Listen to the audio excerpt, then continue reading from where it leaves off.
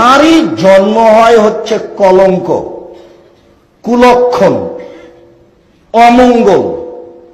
নারীর কোনো আত্মা নেই। নারীর জন্ম হয়েছে সেবার জন্য।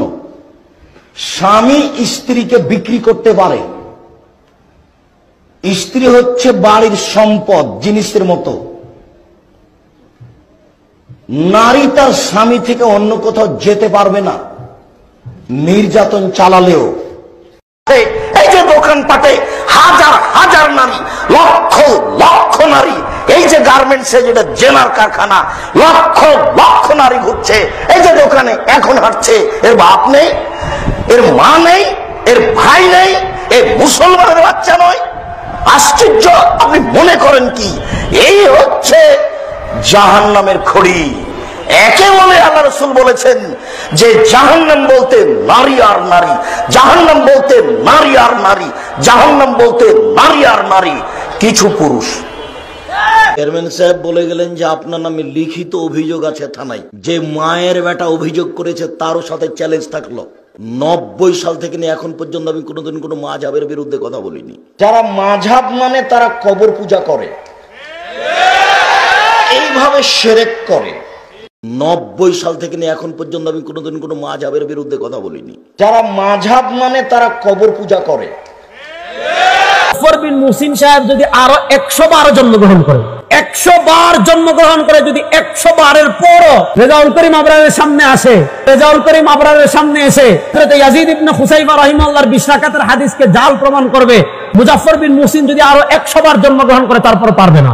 20 রাকাতের হাদিসকে সবার আগে যায়েব বলেছেন নাসিরউদ্দিন আলবানী আর আব্দুর রহমান মুবারকপুরি, আর 20 রাকাতের তারাবির হাদিসকে দুনিয়াতে সর্বপ্রথম জাল বলেছে আব্দুর রাজ্জাক বিন ইউসুফ আর মুজাফফর বিন মুহসিন। এর আগে কেউ এটাকে জাল বলে? মুজাফফর বিন মুহসিন সাহেব যদি আরো 100 বার জন্মগ্রহণ করে, 100 বার জন্মগ্রহণ করে, যদি 100 বারের পরও রেজাউল করিম আবরারের সামনে আসে, আর রেজাউল করিম আবরারের সামনে এসে হযরত ইয়াজিদ ইবনে খুসাইফা রাহিমাহুল্লাহর 20 রাকাতের হাদিসকে জাল প্রমাণ করবে, মুজাফফর বিন মুহসিন যদি আরো 100 বার জন্মগ্রহণ করে তারপর পারবে না। তারপরও পারবে, যেভাবে বলতেছি এইভাবেই পারবে না ইনশাআল্লাহ। দেখেন তারাবির নামাজের হাদিসকে আলবানী যায়েব বলেছেন। আলবানী এত বড় মুহাদ্দিস, তার থেকে বড় মুহাদ্দিস দুনিয়াতে আর কেউ নেই। আর এই মাত্র 15 দিন আগের ঘটনা, তারাবির মাত্র 15 দিন আগে সবে বরাত, ঠিক না? মাত্র 15 দিন আগের হাদিসকে তিনি সহি বলেছেন। তখন বলছে আলবানী মানি না। তো তুমি কাকে মানো? তুমি না মানো আলবানী, না মানো কাউকে, আসলে তুমি মানো শয়তানকে। শয়তান যখন তোমাকে যেই দিকে পরিচালনা করে তুমি ওই দিকে চলো। দেখেন এরা কত বড় দ্বিচারিতা করে। আমি আপনাদেরকে একটা নজির দেখাই, তারপরে মূল আলোচনা আসতেছি। শবে বরাতের হাদিস নাসিরউদ্দিন আলবানী সহি বলেছেন। আপনারা আমার সাথে আছেন তো? বিশেষ করে যুবক ভাইরা ভালো করে শুনবেন, আমি দ্বিচারিতা আপনাদেরকে দেখাই। শবে বরাতের হাদিস নাসিরউদ্দিন আলবানী সহি বলেছেন, আব্দুর রহমান মুবারকপুরি সহি বলেছেন, তারপরে তাদের ইমামগণ সহি বলেছেন। তখন বলবে আলবানী মানি না। তখন বলবে কি আলবানী? কথা বোঝেন, তখন বলবে আলবানী মানি না। আচ্ছা, শাবান মাসের পরে যে রমাদান আসতেছে, শাবান মাসের পরে যে মাস আসতেছে, এই মাসকে আমরা কি বলি? আরে মুসলমানরা কথা কয় না রে। রমাদান মাসে একটা স্পেশাল আমল আছে যেটার নাম কিয়ামুল লাইল, না যেটাকে আমরা বলি তারাবিহ, যেটাকে আমরা বলি কি? কথা কয় না। যেটাকে আমরা বলি তারাবির নামাজ আমরা পড়ি কয় রাকাত? মুখ খুলে বলেন, তারাবির নামাজ আমরা পড়ি কয় রাকাত? দেখেন 20 রাকাত তারাবির নিয়ে আমি তাত্ত্বিক আলোচনা যাচ্ছি না, শুধু দ্বিচারিতাটা বুঝাচ্ছি। 20 রাকাত তারাবির একটা হাদিস হযরত ইয়াজিদ ইবনে খুসাইফা রাহিমাহুল্লাহ বর্ণনা করেছেন।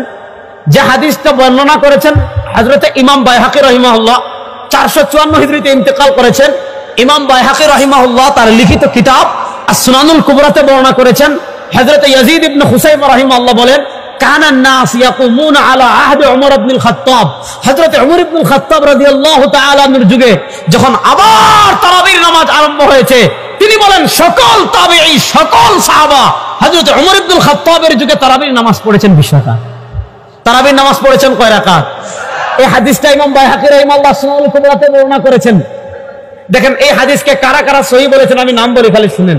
1 নম্বর ইমাম নববী 664 ওয়াফাত। ইমাম নববী রাহমাতুল্লাহ আলাইহি খুলাসাতুল আহকাম এই হাদিসকে সহি বলেছেন। এই হাদিসকে সহি বলেছেন ইমাম ইবনুল মুলাক্কিন আল বদরুল মুনির ফি তাখরিজ আহাদিস রাফিল কবীরে। এই হাদিসকে সহি বলেছেন ইমাম ইরাকি তারাহু তাসরিবে। এই হাদিসকে সহি বলেছেন ইবনুল জওহর ইবনুত তুরকুমানি আল মারিদিনি আল জওহরুন নাকি ফি রাদ আলাল বাইহাকি ওই কিতাবে।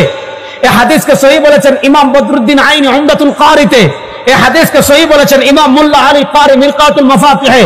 এবার দেখেন সারা দুনিয়ার সব ইমামগণ, ইমাম নবী সহি বলেছেন, ইবনুল মুলাক্কিন সহি বলেছেন, ইরাকি সহি বলেছেন, ইবনু তুরকুমানি সহি বলেছেন, মুল্লা আলী কারি সহি বলেছেন, এরপরে আপনার ইমাম বদরুদ্দিন আইনি সহি বলেছেন। সারা দুনিয়ার সব ইমামগণ এই হাদিসকে সহি বলেছেন। দুনিয়াতে সর্বপ্রথম যে এই হাদিসকে জয়ীফ বলেছেন তিনি হলেন শেখ নাসিরউদ্দিন আলবানী আর আব্দুর রহমান মুবারকপুরী। সারা দুনিয়ার ইমামগণ সহি আর আলবানী বলেছেন জয়ীফ। তখন বলবে কি, আরে আল্লামা নাসিরউদ্দিন আলবানী বলেছেন জয়ীফ। তখন সারা দুনিয়ার তারাবির মাসালা যখন আসবে সারা দুনিয়ার ইমামদের থেকে আলবানী বড়। অথচ দেখেন আলবানী রাহিমাহুল্লাহ বিশরাকাতের হাদিসকে জয়ীফ বলার পর আমরা কেউ এটার খণ্ডন করা লাগে নাই। আলবানী রাহিমাহুল্লাহর শাগরিদি শো সালাফি তিনি লিখেছেন তাসঈউ সালাতি তারাবি 20 রাকাতান ওয়া রাদ আলা শেখ আল আলবানী ফি তাসঈফিহি। তিনি কিতাব লিখে খণ্ডন করে ফেলেছেন।